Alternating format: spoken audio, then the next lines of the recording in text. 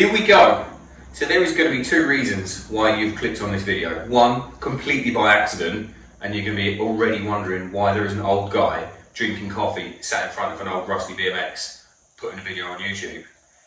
Stick around and find out. Or two, you might be the only other person in the entire universe who can appreciate the fact that I have got here in front of me a 1997 Haro Super BLAMMO, which is special for so many different reasons, but the main reason, I've literally just picked this up and I haven't even looked at it myself because I picked it up and it was dark, threw it in the back of my van, and I'm here, and I just honestly wanted to film the fact that I am so excited to have not only a 1997 Haro Super BLAMMO here, but also this marks the end. I wanted to share with you the fact that this is the end of a truly epic journey. I have been picking up old bikes, collecting BMXs, buying BMXs off of friends for a long time, a long time. Let's say, well, ever since we stopped riding pretty much. So over 20 years, probably nearly 30 years now actually. And bike by bike, I slowly picked them off. I had a mental list, and there was a couple that I never thought I'd get, and then just over the years I've managed to get, snipe, been in the right place at the right time. And then literally, I'd almost accepted that I was never going to own a Haro BLAMMO, just because I didn't realise how rare they were and also how much money they still commanded. So I was very lucky to be in the right place at the right time and have a little bit of spare cash. I watched this on YouTube, on eBay, and waited, and to the point where I even made myself be local because it was right up north in England. And I thought, right, I'm going to even commit to this to the point where tying it in with a bit of a road trip, so that should I win it, I can nip across and get it. And shout out to the guy that I did pick this up from, because legend, absolute legend. So yeah, I've watched these come and go on eBay, on Marketplace, and on the Facebook sort of trading pages, and I've watched them go up and up and up and up. And it got to the point where I was interested in one, and I think it went for £900, and then I think shortly after that another one went for about £1,100. They were absolute mint condition, and that's understandable, but at that point I just thought, I'm never going to get a Haro BLAMMO. The last unicorn will evade me. And then, as if by magic, and like I said, that is the whole reason why I wanted to make this really boring video about this, because it's the last one. It's literally the last one that I wanted in my collection, and here it is. So straight away, I'm lucky because the person who I bought it off hadn't ridden it since 2000. He literally said he rode it in 2000, put it in his mum's garage, and the reason for him having to sell it was that his mum had sadly passed away, and they were clearing out the garage, so to speak, and dug this up, put it on eBay, and here we are, literally my last dream bike. So before I waffle on too much, it's a 1997 Haro Super BLAMMO. It's stamped as being made in 1996, which apparently is the way it was done. Maybe a year previous, stampings and then marked the year after. And yeah, the fellow that I bought it off had kindly rattle canned it for me, which in reality has done me a favour, because I reckon without him rattle canning it, I would never ever have been able to afford one.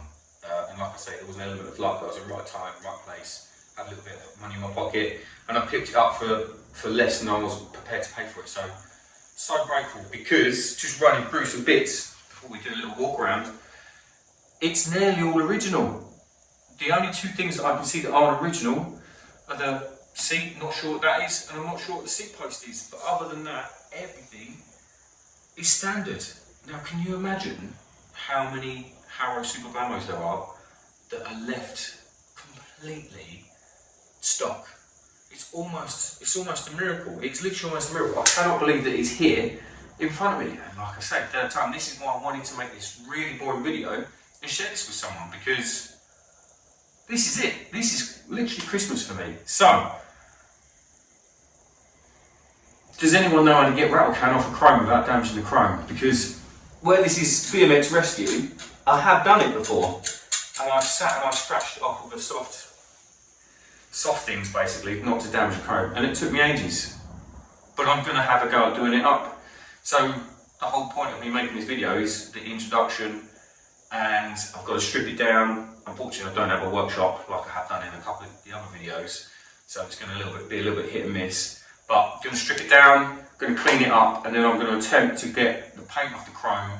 And then also, I really need to figure out, can I save the stickers? Because it's got the original decals underneath the spray. It's all original decals, which I don't know if it would be blasphemy almost to just get them off if I can't get the paint off, or if we've got to strip it back to chrome, get some decals and take it from there. I don't really know. So if you've got an opinion on that, if you are the only other person in the universe that finds this boring enough to actually think it's amazing that I have found a survivor condition bike from 1997, let me know. What would you do? Would you just leave it as it is and accept that you've got the very last remaining unicorn, or would you strip it down and would you invest some time, energy, money and love into making this the pristine bike that it could be and probably deserves to be? Anyway, let us know on that one, and I'm going to give you a quick little walk around. Okay, let's have a little look. So I appreciate the light is doing no one any favours, and there's probably a massive echo as well. So first of all, I looked up how many roughly there was made, and I couldn't get an answer, but it was estimated at 1,200. So even off the production line, it was a super, super rare bike. And one of the other amazing things is I've tracked down a price list for Backyard, which, if you don't know, Backyard was the go-to place in the 90s, even in the early 90s, for where you went to go and get your BMXs from. So this was listed at just under £800. £800 in 1997, and pretty much, give or take, it is the most expensive thing on their for sale page, basically, in the Ride On magazine. Right, so a couple of things that I just want to show. Everything is original. Absolutely everything is original. Maybe apart from this tyre, I don't think that should be that. But as far as the grips, it's got the Haro Mega Hubs, which I believe are the only wheels that physically fit in this frame. Look at the size of that. It's absolutely enormous, and I've got to figure out how they come off. So all I need to find is basically a chrome seat post, one of the old seats. I actually thought they come with the Hevron. Is it the Hevron, Super Hevron, Chevron stem? But looking into it, I don't think they do. So probably keep that like that, because it is the Fusion one. But I do like those stems. And the fella that I got it from said that he always rode right-hand back brake. And obviously I know I've got a Tech 77 somewhere, so I'm going to put that on, put a 8990 back on the front, and just love it, absolutely love it, basically. But yes, I'm going to strip it down because it is filthy. But like I said, it has not been ridden since 2000 and has just sat in a garage. So it is without a doubt a true survivor. It is literally the last wild unicorn. So I need to get stripping.